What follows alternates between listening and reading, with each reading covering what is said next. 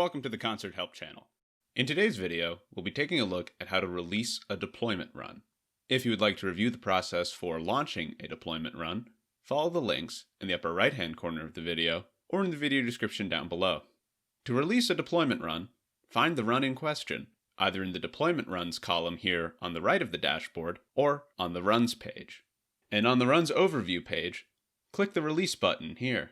Remember that you will not be able to release a deployment run if it is locked.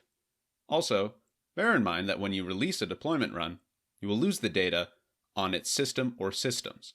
So if your DR has run its course, but you would like to hold on to its data, you have a few options. And you will find these options by selecting the virtual host on the Asset Overview page. The two most relevant host options are Shutdown, which will gracefully shut down the virtual host in question, and Power Off, which acts more like pulling a plug. A powered off DR will still appear as available, and you can power the hosts back on by selecting the Power On button. When you release your DR, it will still appear on the Runs page, only without the blue Available tag.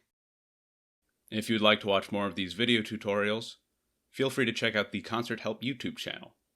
And for more in-depth explanations, visit our help site, CONS3RT.com/KB, the links to which are in the video description down below.